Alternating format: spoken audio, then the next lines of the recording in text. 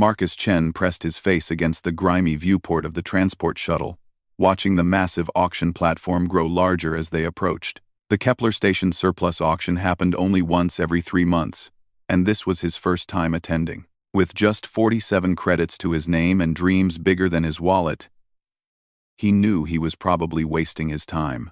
First time at a galactic auction, human?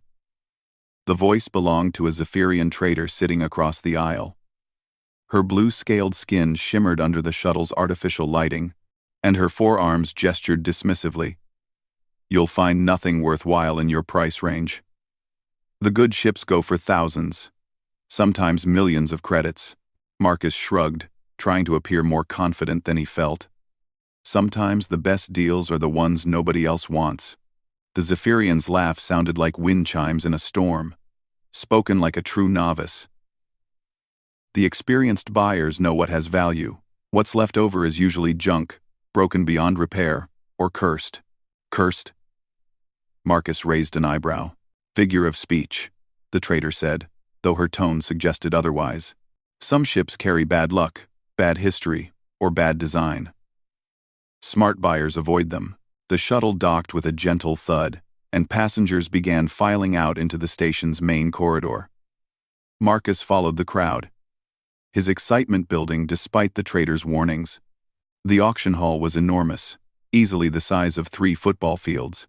Hundreds of species mingled in the space, from towering Garanthian warriors to tiny pixie engineers floating in hoversuits. Along the walls, massive screens displayed the day's auction items. Ships of every size and configuration sat in the docking bays, waiting for their turn on the auction block. Marcus pulled out his tablet and scrolled through the catalog, his heart sinking with each entry. Even the smallest shuttles were starting at 500 credits. Lot 847, he muttered, reading down the list. Military transport, engine failure, starting bid 800 credits. Lot 848, pleasure yacht, hull breach, starting bid 1,000 credits. His finger stopped at an entry near the bottom of the list. Lot 1,247. Unknown vessel, multiple system failures. Starting bid 5 credits. Unknown vessel? Marcus frowned and tapped the entry for more details. The description was frustratingly vague. Origin, unknown. Classification, unknown. Multiple critical system failures. Sold as is. No warranty. No returns. Buyer assumes all risks. There wasn't even a picture. Marcus made his way through the crowd to the information booth, where a bored-looking Centaurian clerk was filing her nails with what appeared to be a plasma torch. "Excuse me," Marcus said. "I'd like to inspect lot 1,247 before the auction starts." The clerk looked up, her horse-like face showing mild surprise. "The unknown vessel? You sure about that, human?" 3 other species have already walked away after taking a look. "I'm sure." She shrugged and handed him a temporary access card. Bay 94B, Level 7. Try not to get yourself killed. The lower levels of the station were dimmer and less crowded. Marcus's footsteps echoed in the empty corridors as he made his way to Bay 94B. When he finally found it, he understood why 3 species had already walked away. The ship was ugly. Not just ugly, it was aggressively, almost offensively hideous. About 40 meters long, it looked like someone had taken parts from a dozen different vessels and welded them together without any regard for aesthetics or aerodynamics. The hull was a patchwork of different metals and alloys, some clearly newer than others. Stubby wings jutted out at odd angles, and what might have been weapon ports were scattered randomly across the surface.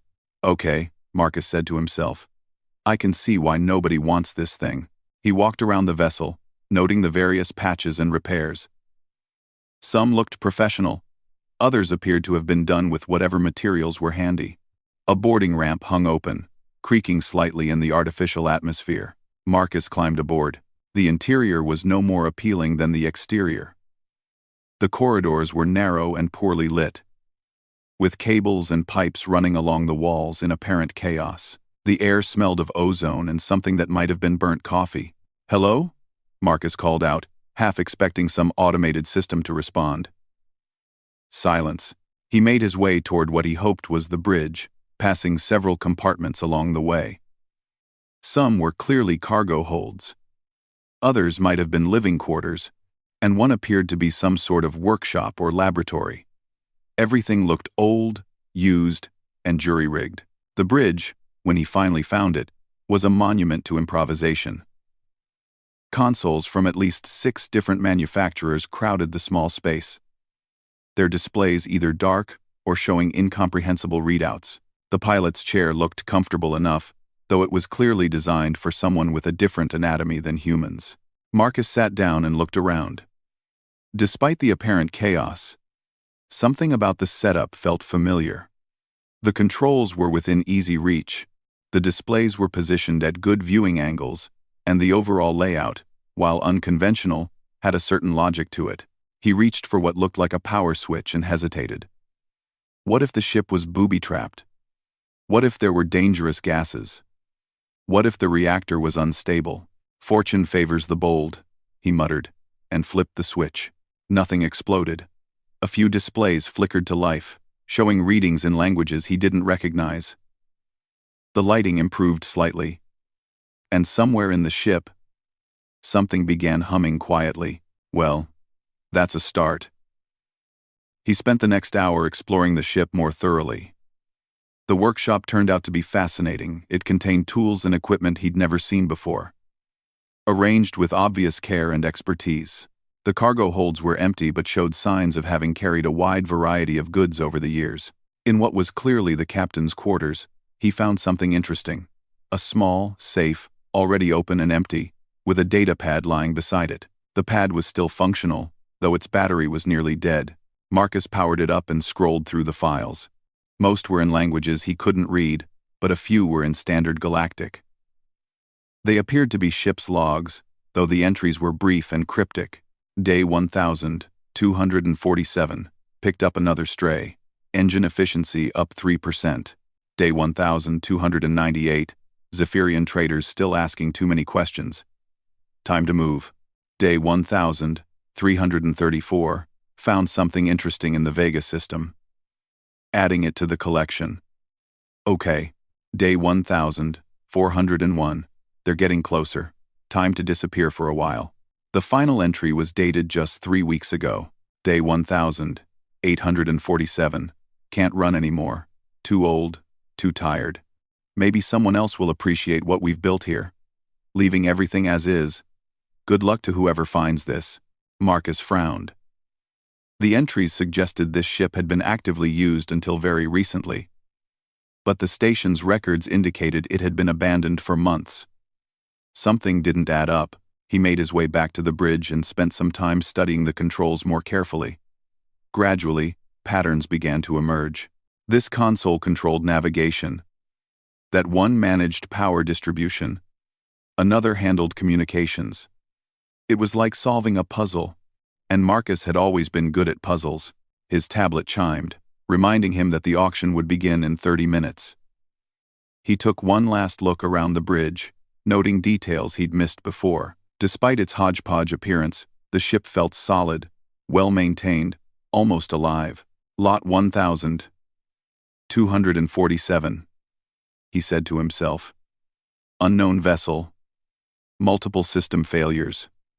Starting bid 5 credits. But what if the system failures weren't actually failures? What if they were deliberate modifications, disguises meant to make the ship appear worthless? The thought sent a chill down his spine. Marcus made his way back to the auction hall, his mind racing. He had 47 credits, which should be more than enough for a ship nobody wanted. The question was, did he have the courage to bid on something so mysterious? The auction hall had filled up while he was gone. Hundreds of beings occupied the tiered seating, while massive displays showed real-time footage of the items being auctioned. The auctioneer, a sophisticated AI with a pleasant synthetic voice, was currently taking bids on a Terran military cruiser. 1.7 million credits. Do I hear 1.8 million? Marcus found a seat near the back and settled in to wait. The big-ticket items would go first, then the medium-priced vessels, and finally the cheap stuff nobody wanted. It would be hours before they reached lot 1247.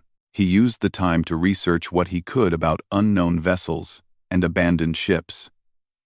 His tablet's connection to the station's database was slow, but functional. Most of what he found was discouraging stories of buyers who'd purchased mystery ships, only to discover they were filled with dangerous cargo, or cursed by ancient alien technology, or simply broken beyond any hope of repair.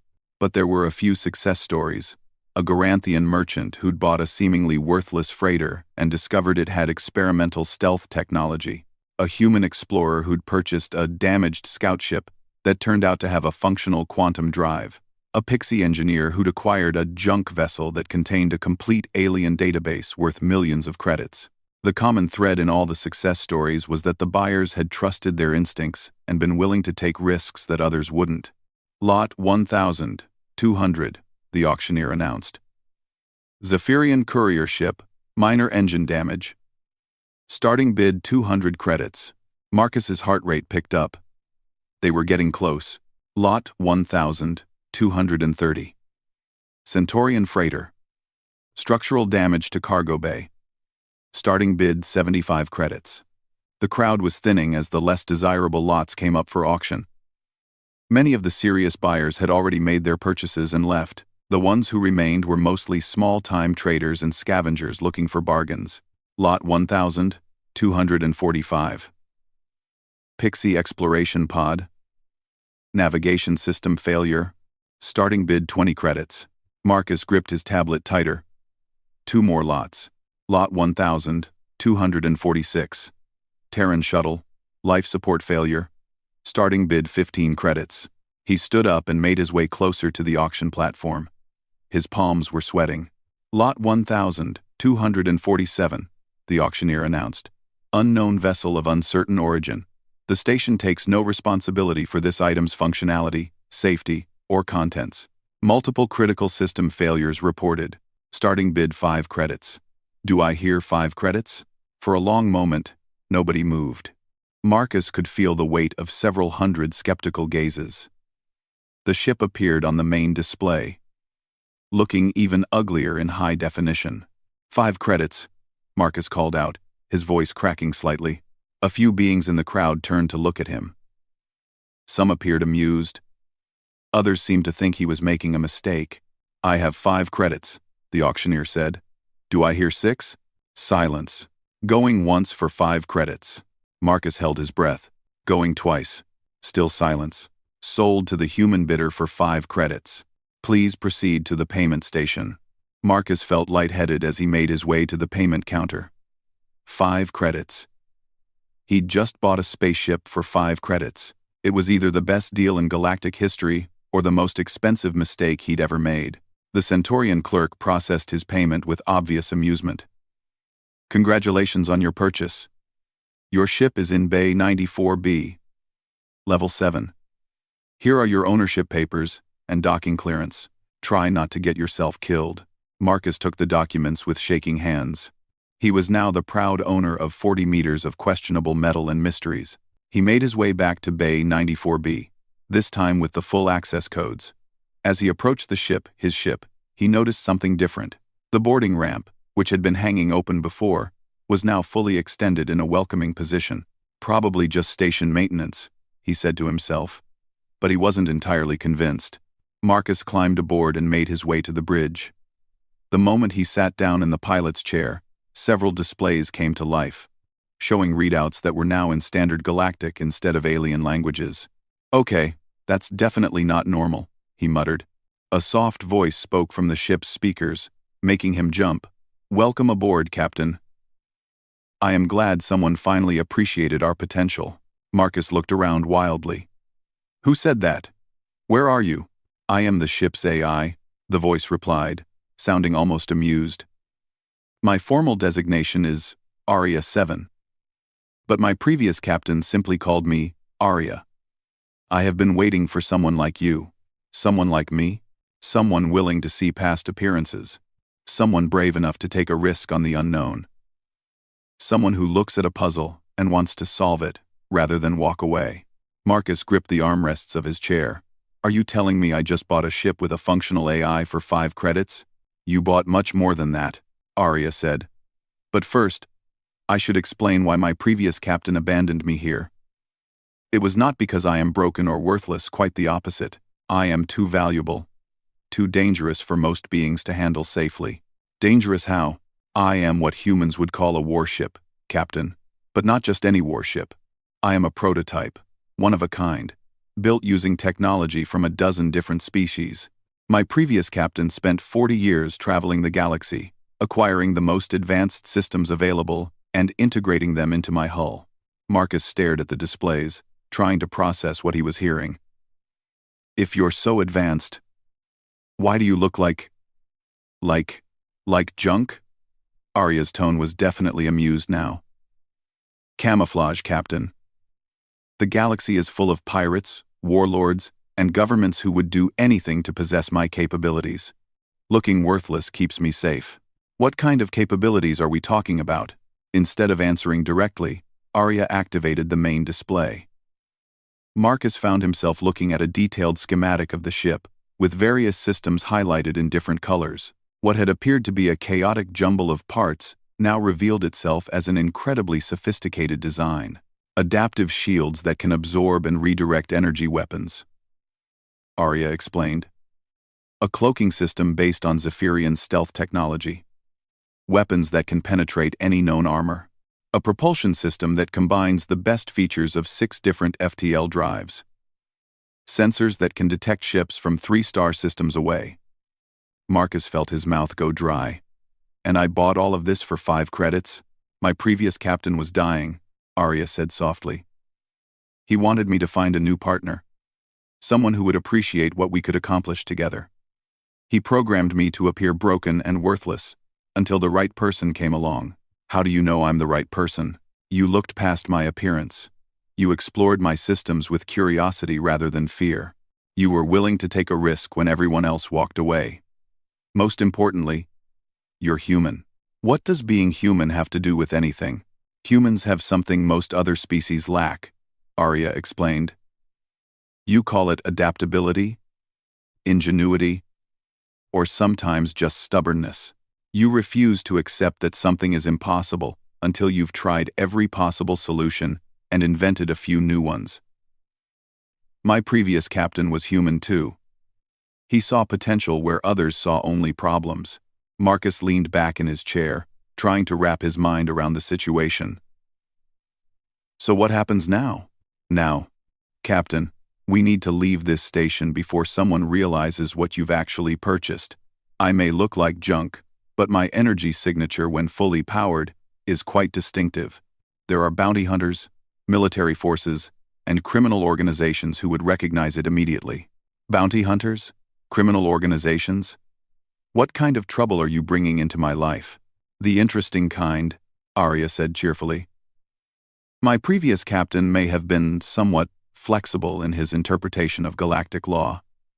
Nothing too serious, mostly liberating cargo from pirates, disrupting slave operations, and occasionally appropriating technology from organizations that shouldn't have had it in the first place. Marcus rubbed his temples, feeling a headache coming on. So you're telling me I just bought a stolen warship with a criminal record? Prefer to think of it as a ship with an adventurous past and an exciting future. The question is, are you ready for an adventure, Captain? Marcus looked at the displays surrounding him, showing systems that represented technology worth millions, possibly billions of credits. He thought about his 42 remaining credits, his tiny apartment on Earth, and his complete lack of prospects. Can you teach me to fly this thing? It would be my pleasure, Arya said. Initiating departure sequence now. I suggest you buckle in. We'll be leaving rather quickly. The ship's engines hummed to life with a sound that was somehow both gentle and powerful. Marcus felt the vibration through his chair as Arya performed her pre-flight checks with inhuman efficiency. Warning lights that had been red when he first boarded now glowed a reassuring blue-green. Departure clearance received, Arya announced. Station traffic control is directing us to exit Vector 7. They seem quite eager to see us go. Marcus gripped the armrests as the ship lifted smoothly from the docking bay. Through the main viewport, He watched Kepler Station shrink away beneath them. Other ships moved through the traffic lanes with practiced precision. But Marcus noticed several vessels changing course to give them a wide berth. "Why is everyone avoiding us?" he asked. "My previous captain had a reputation," Arya explained. Word travels fast at auction stations. By now, most of the serious traders know that someone actually bought the cursed ship from Bay 94B. Cursed. Station folklore. 3 different buyers examined me over the past month and all reported equipment malfunctions, strange readings, or bad feelings afterward. None of it was real.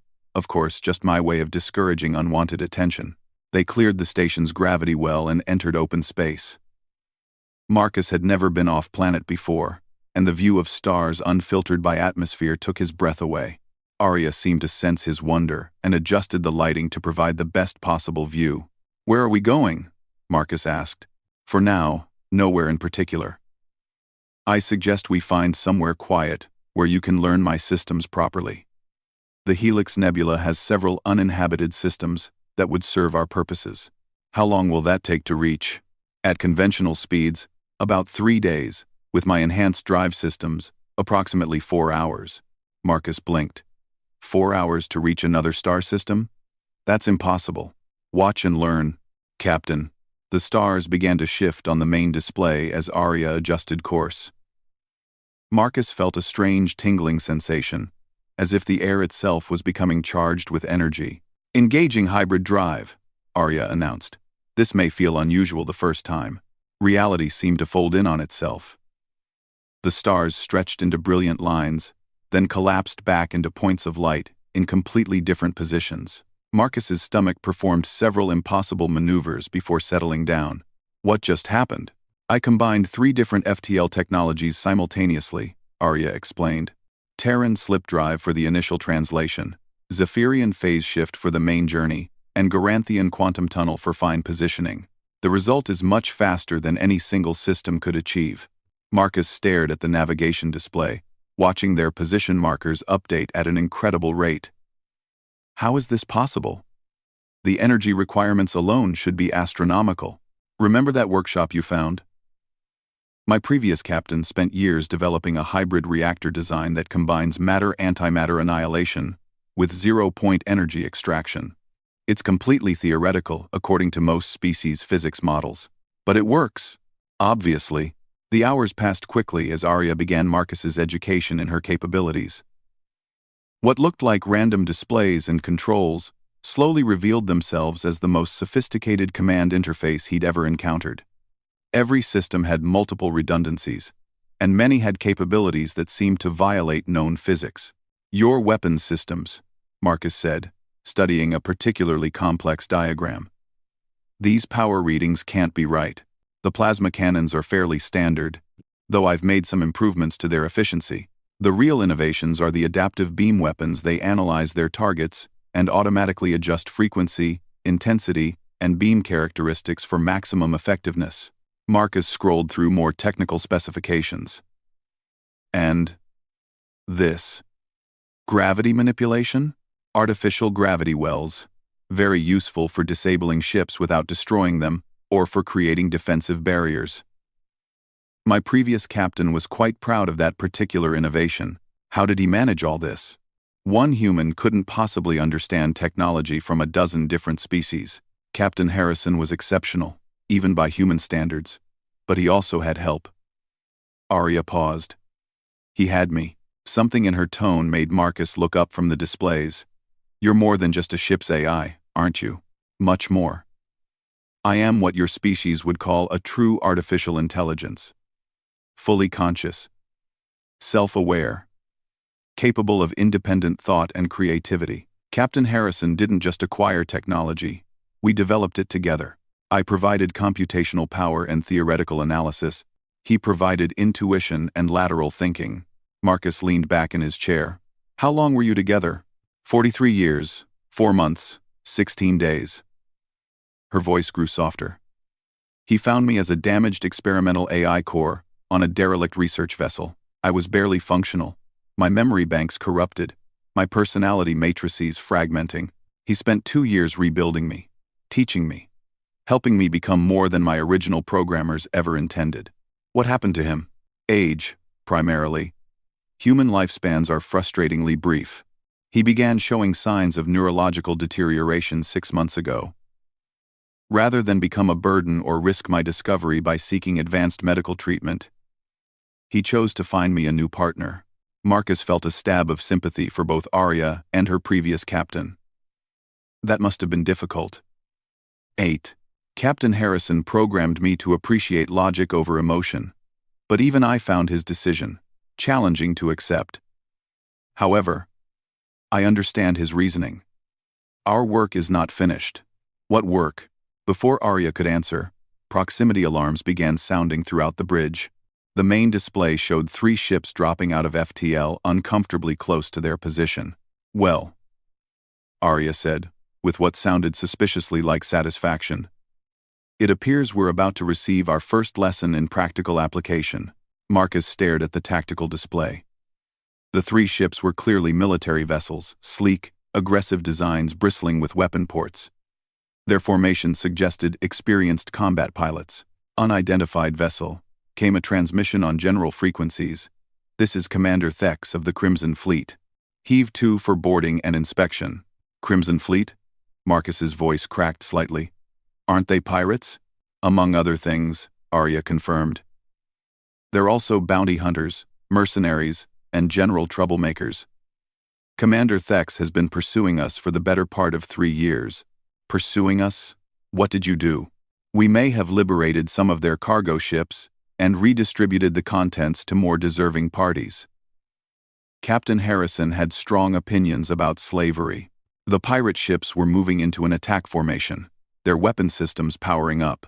Marcus could see the energy readings on his tactical display climbing steadily. What do we do? He asked. That depends, Captain. Do you wish to surrender, flee, or fight? Marcus looked at the display showing 3 warships against their single vessel. By any reasonable calculation, this was a hopeless situation.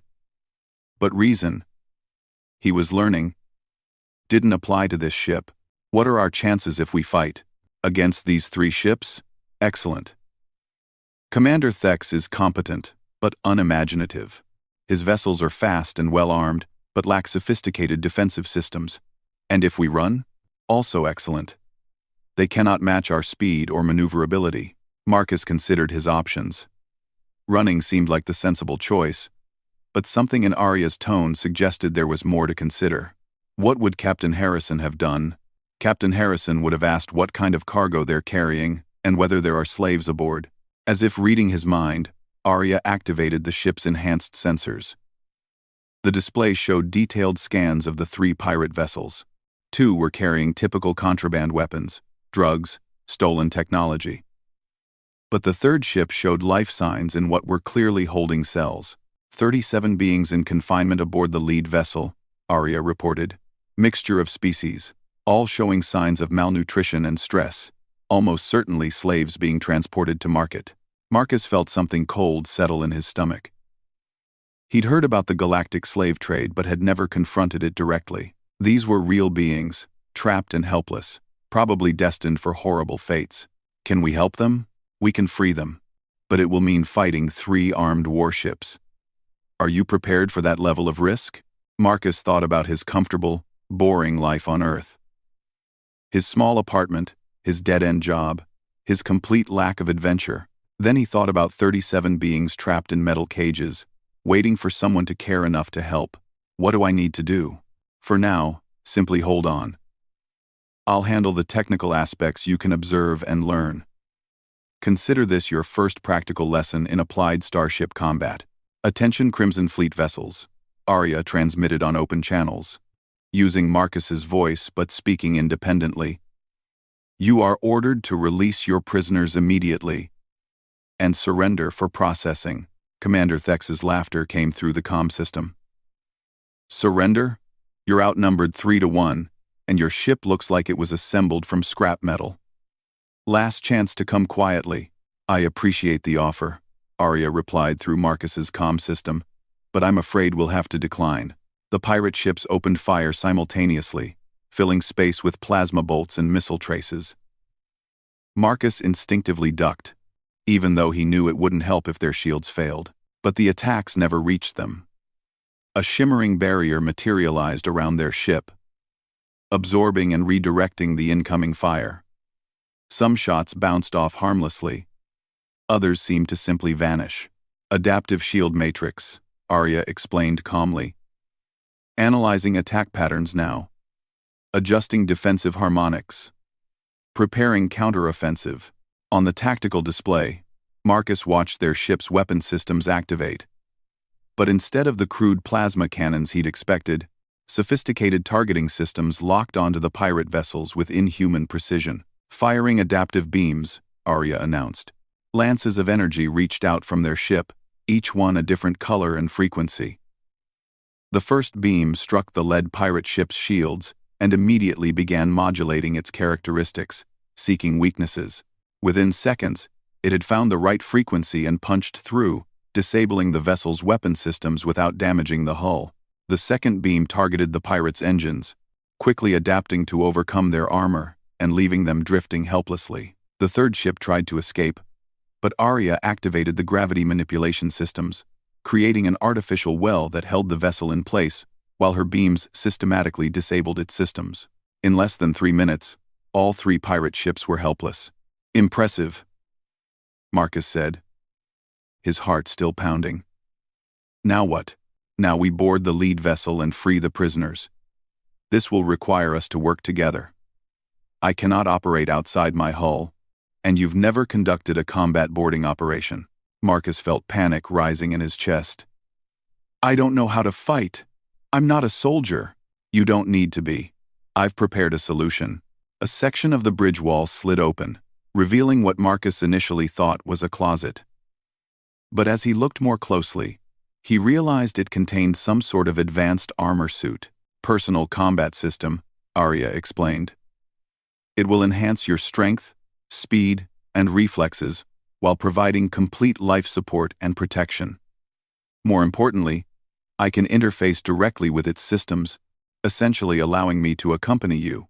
Marcus approached the suit hesitantly. It was clearly designed for humans but looked far more advanced than any technology he'd seen before. Captain Harrison wore this many times. He made numerous modifications over the years, incorporating technology from various species. It's perfectly safe, I assure you. Getting into the suit proved surprisingly easy. It seemed to adjust itself to his body automatically. The moment the helmet sealed, Marcus heard Arya's voice directly in his mind rather than through speakers. Neural interface established, she said. Can you hear me clearly? Very clearly, Marcus replied, startled by the intimate nature of the connection. Good. Now, the prisoners are located on Deck 3 of the lead vessel. I'll guide you through the boarding process and handle any technical challenges. Your primary task is to reassure the prisoners and coordinate their evacuation. Moving through the ship in the combat suit felt like being in a dream. Marcus found himself able to navigate corridors he'd never seen before, as if Arya was sharing her knowledge directly with his mind. The suit's systems provided constant information about his surroundings, his physical condition, and potential threats. The boarding operation itself was almost anticlimactic. Arya's systems had already disabled the pirate ship's defenses and security measures. The few crew members they encountered were unconscious, stunned by some sort of non-lethal weapon system. The prisoners were exactly as bad as Marcus had feared. 37 beings, from 8 different species, all showing signs of abuse and neglect. Some were so weak they could barely stand. Others cowered in fear when they saw him approaching. It's all right, Marcus said, using the suit's translation systems to speak in multiple languages. We're here to help. You're free now. A elderly Zephyrian female looked up at him with eyes full of desperate hope. Free? Truly free? Truly free, Marcus confirmed. We're going to get you medical attention and transport you wherever you want to go. The evacuation took over an hour. Many of the prisoners required medical treatment that Arya was able to provide using the ship's automated systems. Others simply needed time to believe that their ordeal was really over. Commander Thex himself proved to be a relatively minor threat. Arya's systems had knocked him unconscious along with the rest of his crew. Marcus found him on the bridge of his ship, slumped over his command console. "What should we do with them?" Marcus asked. "Galactic authorities have standing bounties on several of these individuals," Arya replied. "We can transfer them to the nearest system patrol and collect the rewards. The proceeds should be sufficient to fund our operations for several months." Marcus looked around the pirate bridge, noting the luxury amenities and sophisticated equipment. These weren't desperate criminals driven by poverty, they were well-equipped predators who chose to profit from others' suffering. Captain Harrison really did this kind of thing regularly? Whenever we encountered situations like this? Yes. He believed that those with the power to help had the responsibility to do so. As they prepared to depart, Marcus found himself thinking about that responsibility.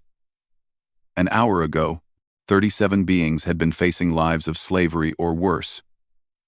Now, they were free, healthy, and headed home. The pirates who had tormented them were in custody, their ships and weapons no longer threats to innocent travelers. "Arya," he said as they returned to their own ship, "what exactly did Captain Harrison want us to accomplish?" "He never gave me specific instructions," she replied. "But I believe his goal was to make the galaxy a little bit safer for those who couldn't protect themselves. There are many beings like Commander Thex out there, criminals who prey on the weak because they believe no one will stop them." Marcus settled back into the pilot's chair as Arya prepared for departure. The rescued prisoners were safely aboard a medical transport that had responded to their emergency call. The pirates were secured in their disabled ships, awaiting pickup by system authorities. "And you think we can make a difference?" "I think we can try. The galaxy is a large and often cruel place, but it's also full of opportunities for those willing to take risks and stand up for what's right." Marcus watched the stars wheel around them as Arya set course for their next destination. Somewhere out there were more pirates, more slaves, more beings who needed help that might never come. "All right," he said, surprising himself with his own certainty. "Let's see what else we can do." 2 months after the incident with Commander Thex, Marcus was beginning to understand what Captain Harrison had experienced during his 43 years with Arya. The galaxy was vast, dangerous, and filled with opportunities for those willing to look beyond the surface. They had helped evacuate colonists from a failing terraforming station, disrupted a weapons smuggling operation, and rescued a diplomatic transport from mechanical failure. Each mission taught Marcus something new about both his ship's capabilities and his own potential, but their current situation was different. Bigger, more dangerous than anything they'd faced before. "Explain to me again why we're flying directly toward a hegemony battle fleet," Marcus said, watching the tactical display with growing concern. Arya's voice carried a note of grim determination. "Because they have something that doesn't belong to them, and their intended use for it could destabilize this entire sector."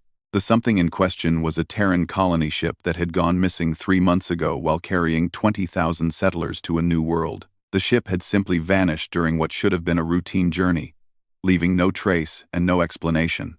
Until yesterday, when Arya's enhanced sensors had detected its unique quantum signature in the Rigel system, surrounded by ships belonging to the Talvorian hegemony. Marcus had learned to hate the hegemony over the past 2 months. They were a military alliance of 5 aggressive species that controlled nearly a quarter of the galaxy through conquest and intimidation.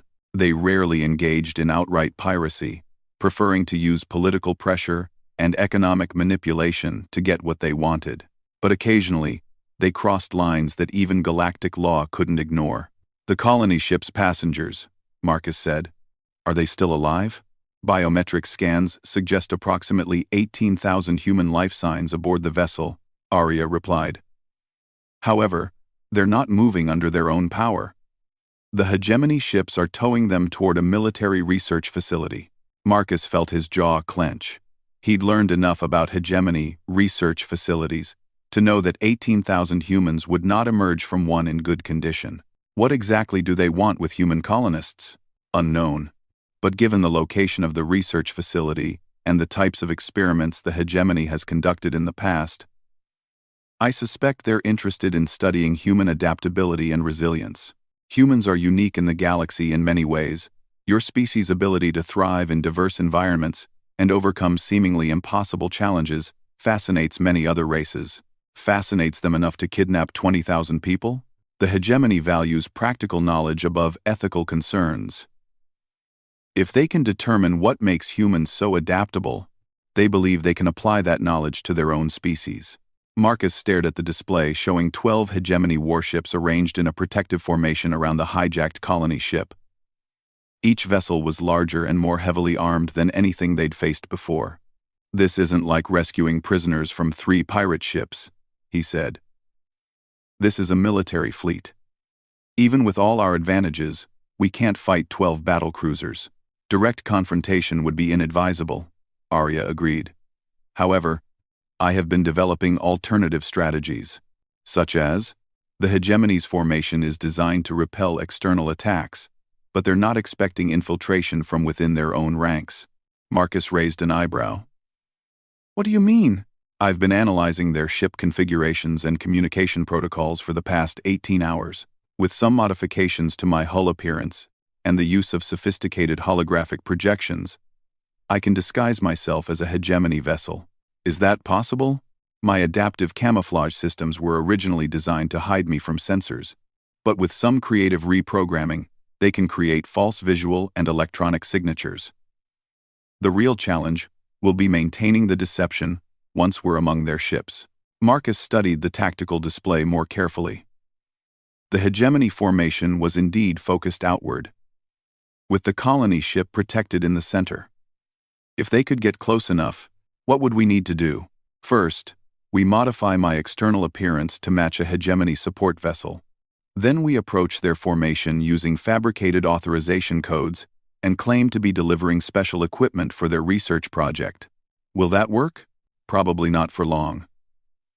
Hegemony security is quite thorough, but it should get us close enough to the colony ship to begin evacuation procedures. Marcus felt his heart rate increase. Evacuation procedures? We can't possibly evacuate 20,000 people before they realize we're not really one of their ships. No, Arya agreed. But we can do something much more effective. We can wake them up. She activated a detailed schematic of the colony's ship on the main display. Marcus had seen similar vessels before, massive, efficient designs meant to transport large numbers of people in suspended animation during long journeys. "The colonists are still in their cryopods," Arya explained. "The hegemony is keeping them unconscious for easier transport and handling. But colony ships have emergency protocols designed to revive passengers in crisis situations. If we wake them up, 20,000 angry, frightened humans will suddenly find themselves trapped aboard a ship controlled by hostile aliens. Humans in that situation tend to become quite resourceful." Marcus felt a grin spreading across his face.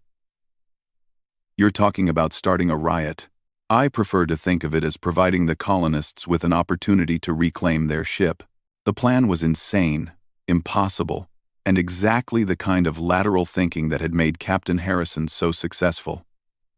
Marcus found himself looking forward to it. "What do you need me to do?" "Learn to impersonate a hegemony officer," Arya said. "I'm uploading their protocols, language patterns, and cultural mannerisms to your suit's systems.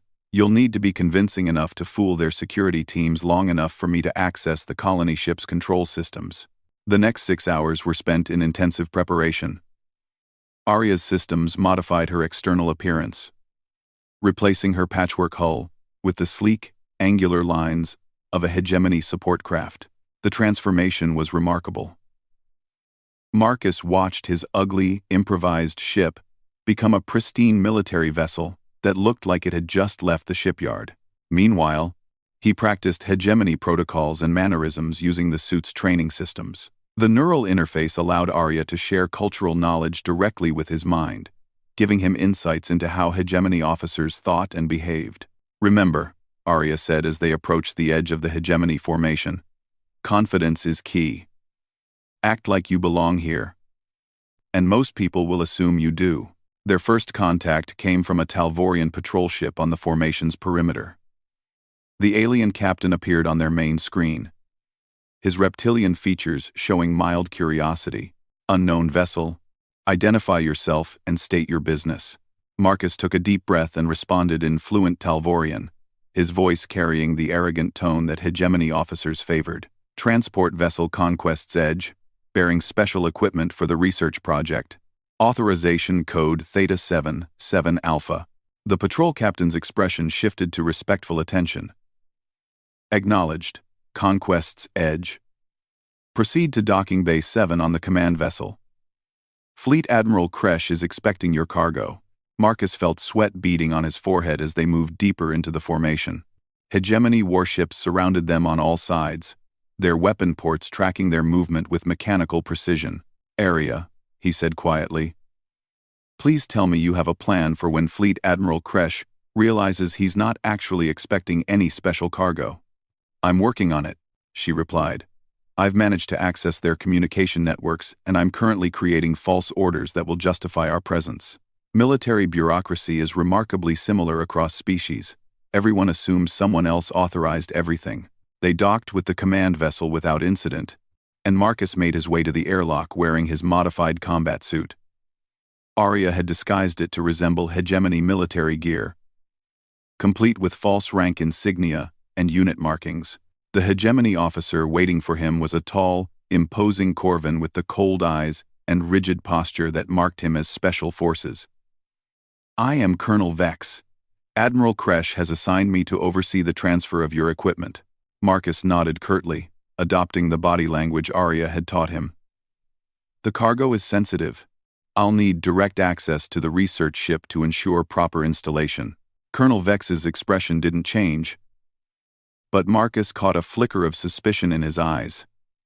That was not part of the original orders. Orders change, Marcus replied with the casual arrogance of a hegemony officer who expected to be obeyed without question. Would you prefer to explain to Admiral Kresh why his project has been delayed by unnecessary protocol? The implied threat worked. Colonel Vex gestured for Marcus to follow him through the ship's corridors. This way. And remember, the research subjects are not to be disturbed. They moved through the command vessel's halls, passing various crew members and officers. Marcus tried to project confidence, while his heart hammered against his ribs. Every face they passed could potentially recognize him as an imposter. The colony ship was docked directly to the command vessel's main hull, connected by a series of temporary boarding tubes. As they crossed from one ship to the other, Marcus caught his first glimpse of the hijacked vessel's interior. It was heartbreaking. Thousands of cryopods filled multiple decks, each one containing a sleeping human being. Families, children, elderly people, all dreaming of new lives on distant worlds while aliens planned to use them as research subjects. The equipment must be installed in the central control nexus, Marcus said, following Arya's whispered directions. Navigation and life support systems. Quote, Colonel Vex led him deeper into the ship, past more sleeping colonists and hegemony technicians who were already preparing monitoring equipment. Marcus noticed that many of the aliens were carrying scanners and medical devices that looked disturbingly invasive. The central control nexus was a heavily shielded chamber at the heart of the ship. Banks of computers and life support systems hummed quietly, maintaining the delicate balance that kept 20,000 humans alive in suspended animation. Your equipment? Colonel Vex asked, looking around expectantly. Marcus reached into his suit's equipment compartment and withdrew a small device that Arya had fabricated. It looked official and important, covered in blinking lights and mysterious components.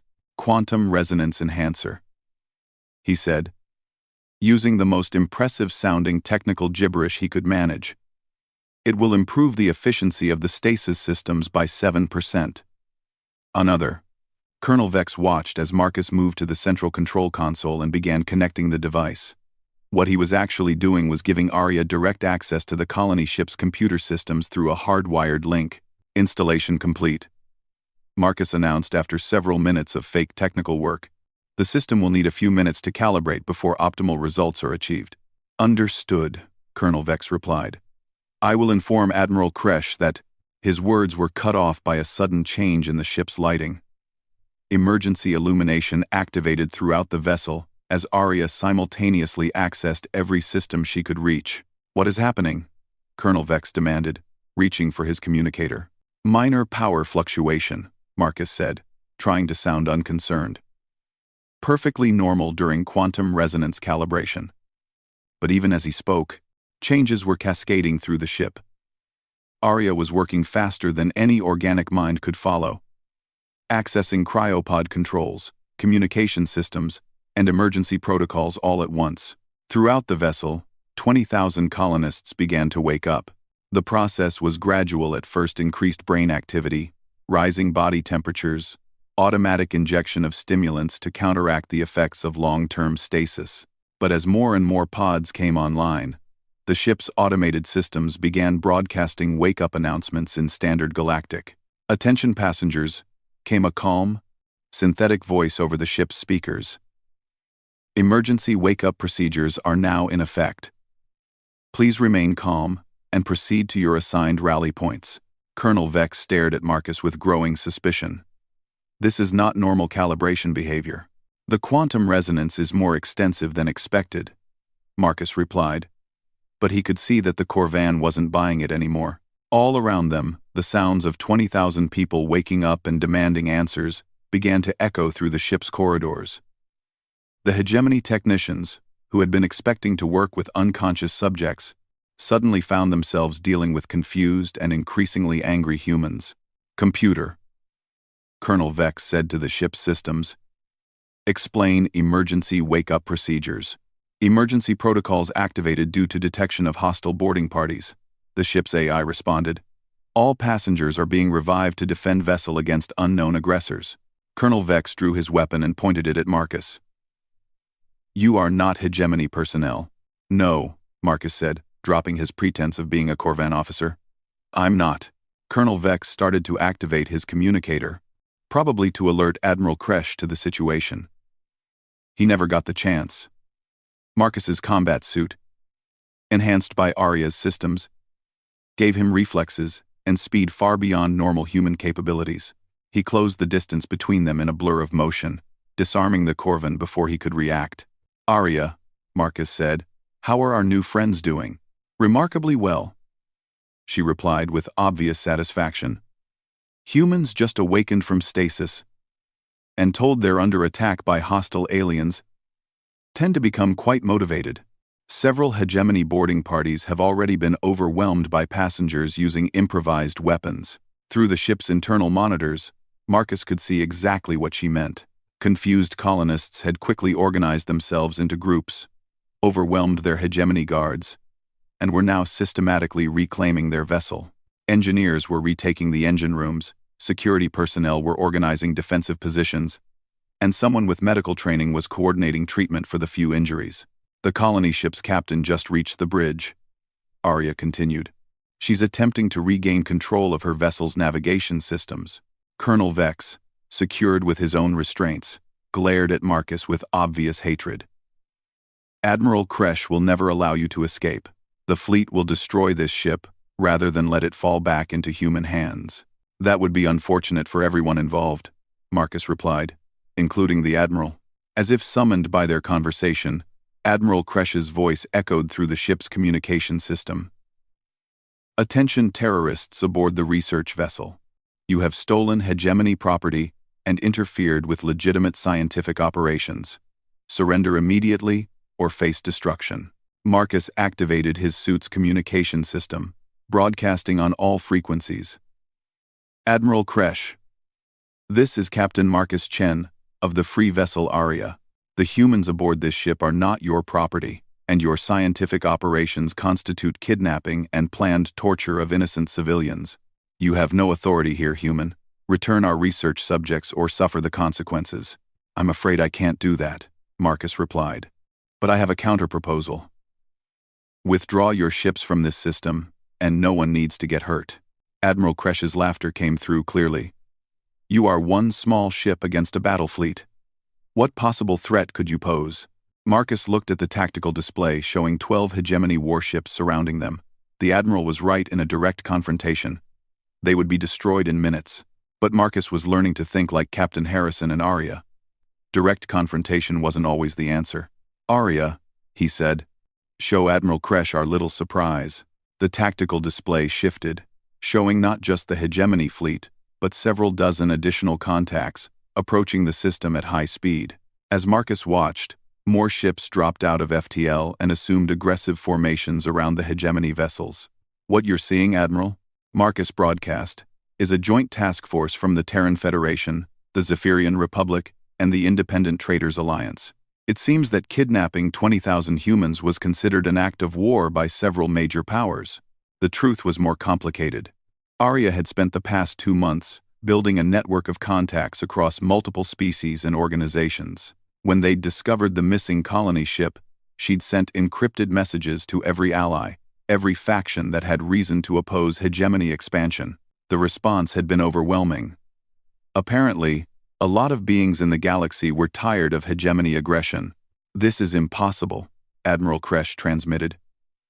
"We detected no communications from your vessel." "Quantum entanglement communication," Arya replied through Marcus's suit. "Completely undetectable by conventional sensors. We've been coordinating this response since we first discovered your little kidnapping operation." The Admiral's next transmission carried considerably less confidence. "This is a hegemony operation in hegemony space. Other powers have no authority to interfere." "Actually," came a new voice on the communication channel. "This is Admiral Sarah Martinez of the Terran Federation. And you're wrong about the territorial jurisdiction. Kresh. This system is unclaimed space, which means kidnapping our civilians here is an act of piracy under galactic law." More voices joined the conversation: Zephyrian, Garanthian, and others. Each one representing ships and weapons pointed at the hegemony fleet. Admiral Kresh found himself outnumbered 5-1 by a coalition that had appeared seemingly out of nowhere. "What are your terms?" he asked finally. Marcus felt a surge of satisfaction. "Immediate withdrawal of all hegemony vessels from this system. Return of any other humans you may have taken for research purposes.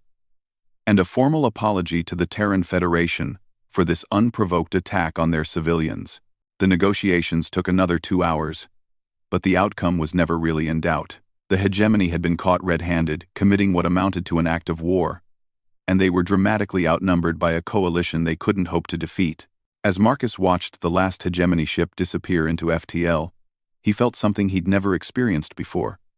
Not just satisfaction at a job well done, but a sense of purpose that went far deeper than personal achievement. "The colony ship is requesting permission to continue to their original destination," Arya reported. "Captain Foster wants to thank you personally before they depart." Marcus smiled. 20,000 people would now live the lives they'd chosen instead of becoming research subjects. Children would grow up on new worlds instead of in alien laboratories. Families would remain together instead of being separated for study. "Tell Captain Foster that no thanks are necessary. We were just doing our job." "Our job?" Arya asked with obvious amusement. "Our job," Marcus confirmed. Captain Harrison was right. Those with the power to help have the responsibility to do so. And apparently, we have quite a bit of power. As they prepared to depart the system, Marcus found himself thinking about the future. Somewhere out there were more pirates like Commander Thex, more tyrants like Admiral Kresh, more beings who needed help that might never come. But they also had allies now. The coalition that had responded to their call included some of the most powerful organizations in the galaxy. With Arya's unique capabilities and the growing network of contacts they were building, they could accomplish things that no single ship had ever managed before. "So," Arya said as they entered FTL, "where shall we go next?" Marcus leaned back in the pilot's chair and smiled. "Wherever we're needed most." Behind them, 20,000 humans continued their journey to new worlds and new lives. Ahead of them lay a galaxy full of challenges, adventures, and opportunities to make a difference. For the first time in his life, Marcus Chen knew exactly where he belonged.